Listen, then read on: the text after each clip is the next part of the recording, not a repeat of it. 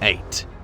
Drilling a 10,000-meter hole. In 2023, China embarked on a project to drill a 33,000-foot deep, 10,000-meter borehole, the deepest ever attempted in the country. Their goal is to dig through 10 layers of rock to reach the 145-million-year-old Cretaceous system. News sources have speculated that the hole is being drilled in an attempt to access mineral resources and assess environmental risks relating to volcanoes and earthquakes. The project is being carried out in the oil-rich Tarim Basin in northern Xinjiang by China's National Petroleum Corporation, leading to speculation that the goal is to discover oil and gas reserves. A few months after drilling began on the Tarim Basin borehole, engineers broke ground on a similar project in the Sichuan Basin in southwestern China. The goal for this other project is to drill to a depth of over 34,500 feet, 10,516 meters, which will make it even deeper than the Tarim Basin borehole. Assuming these efforts succeed, both boreholes will qualify as some of the deepest ever drilled. The number 1 position goes to the Kola Super Deep borehole in northwestern Russia, which reached over 36,200 feet, 11,034 meters at its deepest point. Discoveries that were made during the previous drilling efforts have taught scientists a lot about the Earth's geology, and they'll likely learn even more throughout the ongoing projects. 7. Spying on the United States military. In August 2023, U.S. federal authorities announced the arrest of 2 Navy sailors for allegedly spying for China in separate criminal cases. Charged with spying under the Espionage Act, 22-year-old Jin Xiaopatrick Wei worked as a machinist mate aboard the amphibious assault ship USS Essex, which moored with the Pacific Fleet in San Diego. His job position gave him access to sensitive national security information, which he's accused of selling to a Chinese intelligence official. During Wei's first court hearing, prosecutors argued that the sailor spied for China at his mother's urging, and if convicted as charged, he could face life in prison. 26-year-old Petty Officer Wenheng Thomas Zhao stands accused of accepting bribes from a Chinese intelligence agent, posing as an economic researcher in exchange for sensitive military information. He allegedly carried out these activities over at least 2 years while working at the naval base Ventura County in Port Hueneme. According to federal authorities, he received 14 bribes totaling nearly $15,000.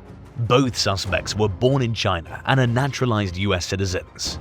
In October 2023, Zhao pleaded guilty to 1 count each of receiving a bribe and conspiring with the Chinese intelligence officer. He's currently awaiting sentencing and faces a maximum sentence of 20 years in prison. Wei's case, on the other hand, appears to be ongoing. 6. Allegations of Tibetan cultural genocide. In 1950, China invaded and annexed Tibet, sparking a decades-long ongoing movement to defend human rights and preserve Tibetan culture.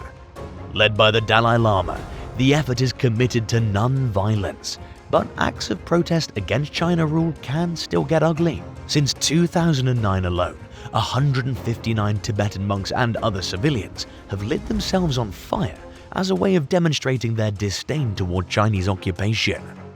But many of these incidents fail to reach mainstream news due to information blackouts imposed by the Chinese government and the threat of punishment against Tibetans who speak with outsiders. The limited amount of information that reaches the media is often passed on by monks who are living in exile. In October 2023, officials from Tibet's government in exile and other Tibetan leaders met with activists and outside experts to discuss a troubling reality. They're losing the fight to save Tibet from cultural genocide, which isn't committed by killing people en masse like conventional forms of genocide, but through the implementation of policies that are meant to erase a group's long-standing traditions, customs, and beliefs. Recently, China expanded its boarding school system for Tibetan children. Located in China, these institutions currently house an estimated 75% of Tibetan schoolchildren and are designed to instill Chinese nationalist values while eroding cultural identity. The Chinese government has employed numerous other methods of control as well, including the forced relocation and intensive surveillance of Tibetans. These strategies fall in line with China's goal of eliminating the existence of the Tibetan identity altogether, which is likely to happen if things remain along their current trajectory. 5. Secretive economic struggle. China represents the world's second largest and fastest growing economy, which has grown exponentially in recent decades largely due to rapid industrialization. In 2023, the country became noticeably more secretive about its economic health, leading to speculation that things had taken a downturn. Throughout the year, officials stopped publishing certain data on production, real estate, exports, youth unemployment, and other things that are essential components of China's economic health and in determining its GDP. Many of the reports that were published appeared to show discrepancies with other known data, calling the information's accuracy into question. The sudden secrecy prompted foreign investors to begin selling Chinese stocks and bonds, which can only mean more bad news for an already challenged economy. More recently, a National Bureau of Statistics report from December 2023 revealed that factory production had recently hit its lowest level in 6 months. The information in the report showed that China's manufacturing levels have fallen low enough to qualify as a contracting economy. On New Year's Day in 2024, President Xi Jinping made a rare admission that the country is struggling. During his annual televised New Year's speech, he acknowledged that certain enterprises had a tough time throughout 2023 and that some people are struggling to find work and cover their basic needs. President Xi vowed to consolidate and strengthen the momentum of economic recovery, but many fear that Beijing's traditionally heavy-handed control over economic affairs will impede its return to growth and stability. 4. Military base in Cuba.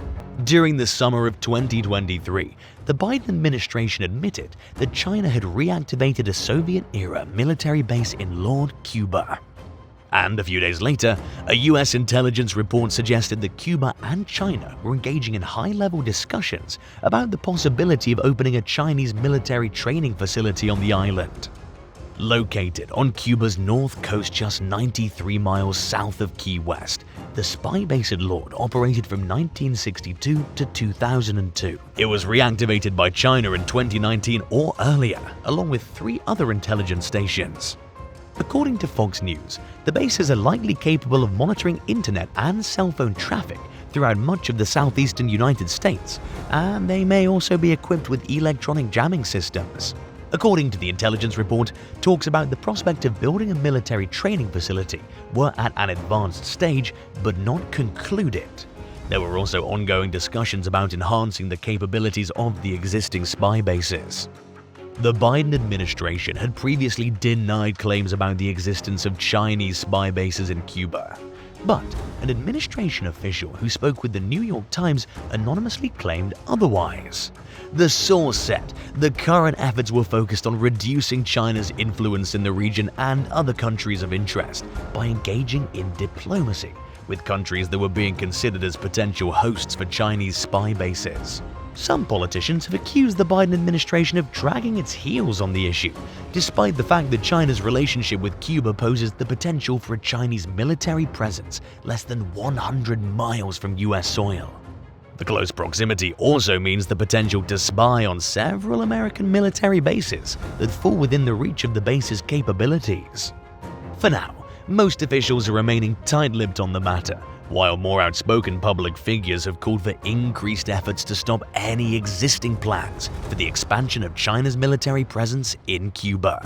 Do you think China poses a real threat to the US by building a military base in Cuba? Or do you think they have every right to do so if they obtain permission from the country's officials?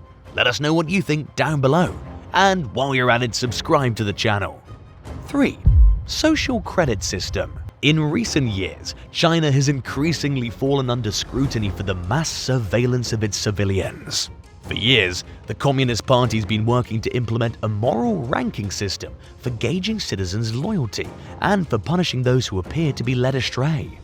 First announced in 2014, the so-called social credit system ranks people's trustworthiness based on things like honesty, work ethic, and devotion to family.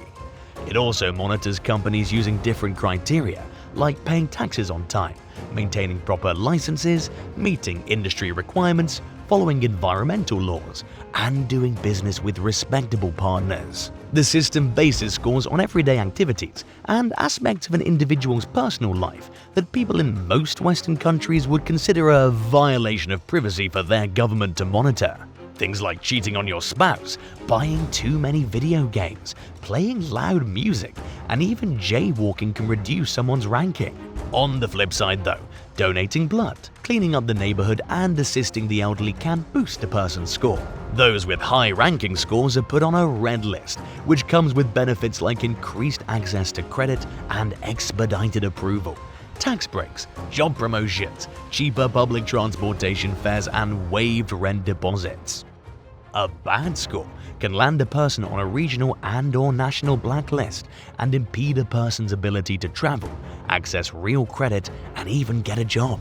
It can also subject someone to public shaming, slow down their home internet speed, and ban them from hotels. The restrictions imposed on low-ranking individuals can make it incredibly difficult for someone to restore themselves to good standing. Experts say that the social credit system's still in an experimental stage and that it doesn't cover the entire country. There are numerous concerns over whether it will be an effective tool for giving the best opportunities to the most deserving people, or if it will fall in line with the country's disturbing track record of oppression and violating human rights. 2. Secret military bases in the South China Sea. Under China's current president Xi Jinping, the country's military has undergone massive build-up and modernization schemes.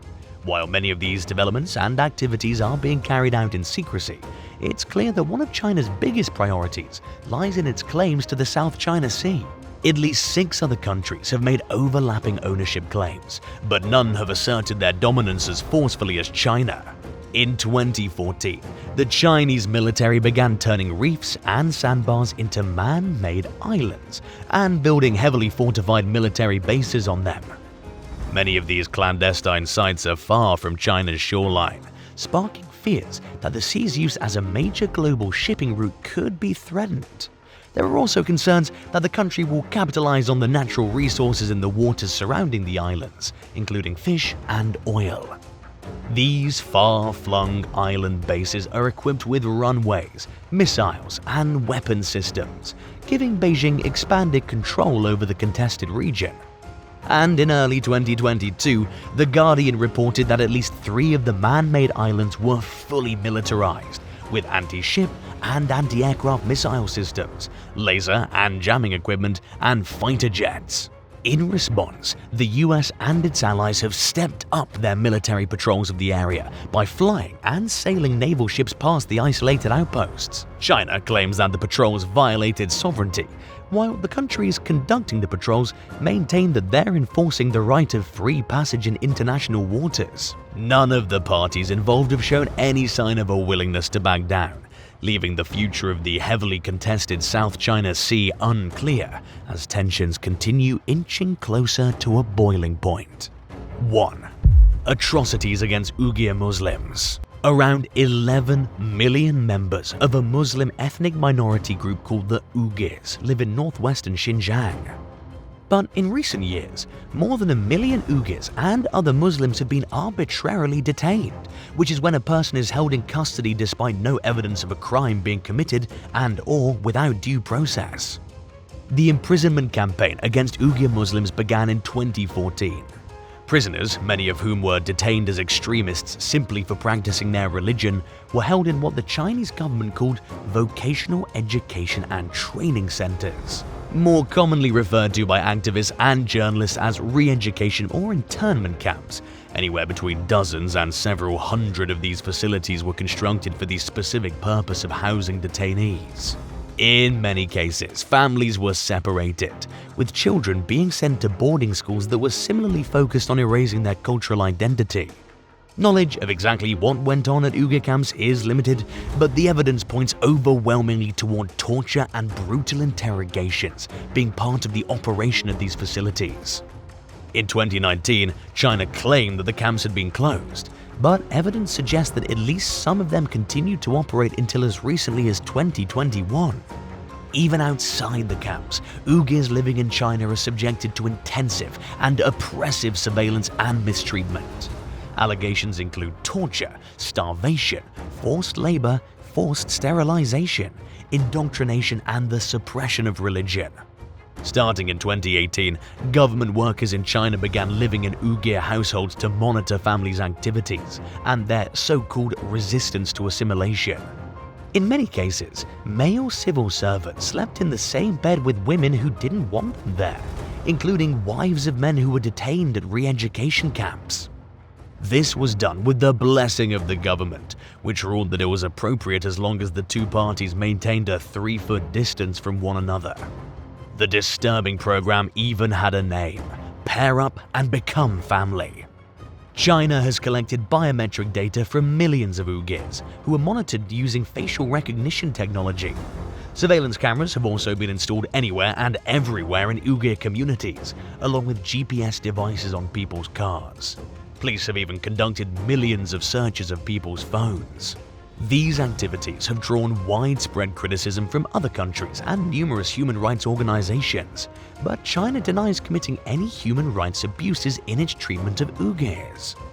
The country claims that its efforts have been strictly focused on counter-terrorism and de-radicalization for the sake of national security. Do you think it's possible that the American government could enforce some type of social credit system in the US in the future? Let us know what you think in the comments down below. And if you enjoyed this video, be sure to leave a like and subscribe to the channel. Thank you so much for watching, and we'll see you in the next one. Bye!